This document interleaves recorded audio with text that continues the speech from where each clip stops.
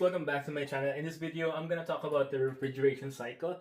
Last video, I talked about basic steam cycle and like common engineering concepts. But today, I'm gonna talk about the refrigeration cycle.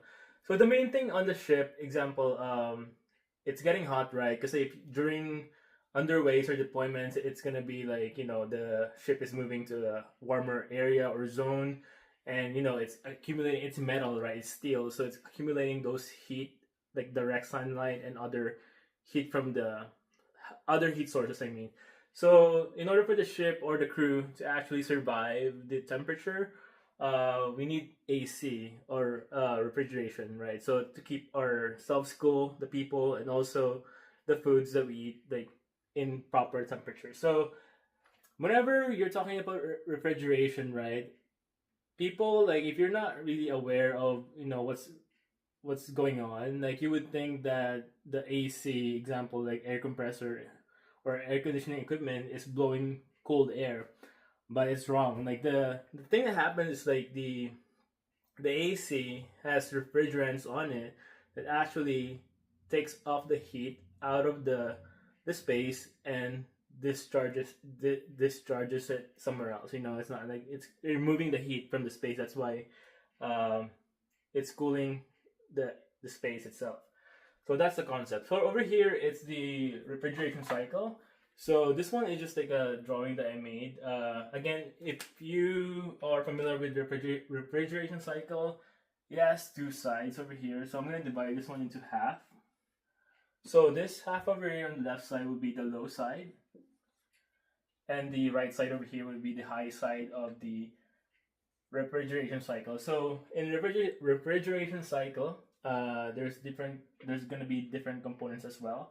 So over here, this one is just like, it looks like a cooling coil, right? So this one is the evaporator. So the evap. And this one over here, the thing over here is going to be the compressor. And this side over here will be the condenser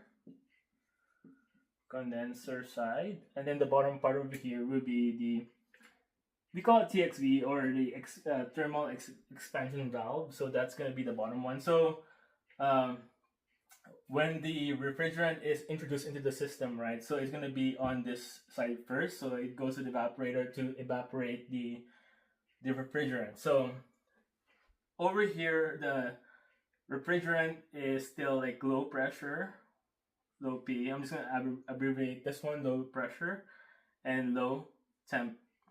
So low pressure, low temp on this side, and it evaporates the refrigerant. Then it goes to the compressor. It compresses the refrigerant, and it becomes, part of the high side now. So it's gonna be high temperature and high pressure.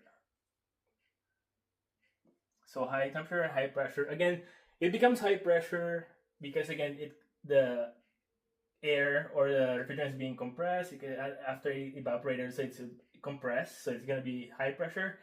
And then high temperature is because once the refrigerant is you know was able to actually remove the heat, so it takes in the heat, right? That's why it becomes the high temperature also.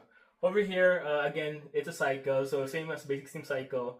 It would become, like in the condenser, it would be low temp because again, you're gonna cool it down, the refrigerant, low temp, but still high pressure. So high P, low temperature on this side, the condenser side. But once it goes to the TXV, then its pressure would go down. So it's gonna be over here because you need to regulate the pressure, right, to the system. So over here would be, again, it would go down. I don't want to write it down because it would be low pressure and low temperature on this side, one after the TXV. So, and it's gonna be a cycle going on and on.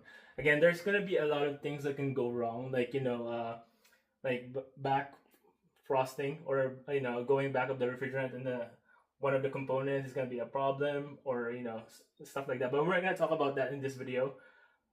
Also, again, refrigeration, right? So it has refrigerant on this system. So based on some common standard, not just in the Navy, but in the marine uh, marine vessels itself. The common refrigerants could be R22 and R134. Again, there's a lot of other ones as well.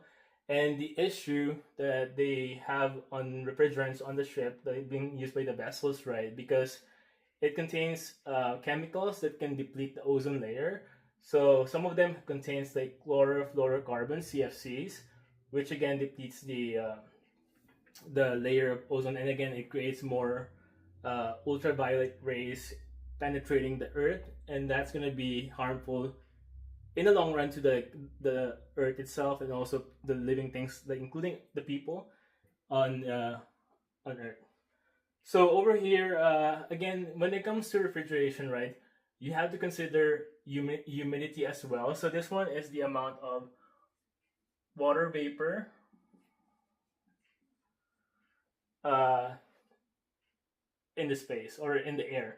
So when it comes to absolute, there's going to be two types of humidity, right? So we have absolute humidity and also relative humidity. So absolute humidity is the actual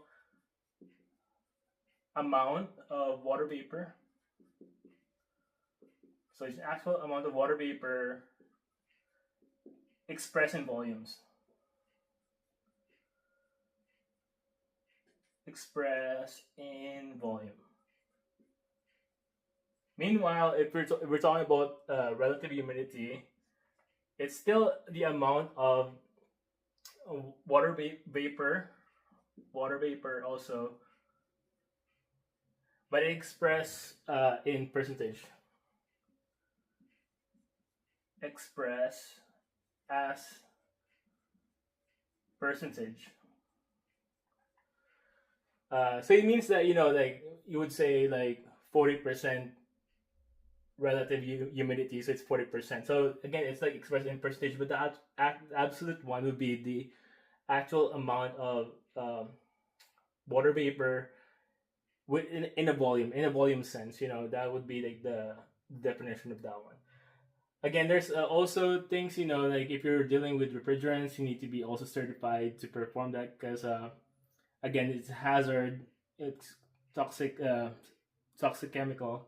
So you have to be careful whenever you're handling uh, refrigerants, because like, something can blow up. Example, like, the one of the main thing that you don't do when it comes to dealing with refrigerants would be like, don't do hot work near the area or within the same space, because again, the refrigerant has very uh, low flash points, so it can ignite, or go the temperature can go up high like really fast, and it would cause explosions, or it can release some harmful vapors or chemicals. Oh yeah, so I think that's it, guys. So hopefully you learned something on this one. This is just basically basic. I didn't really go over the actual equipment itself when it comes to refrigeration cycle, but yeah, this is the basic concept. All right, thank you guys for watching this video.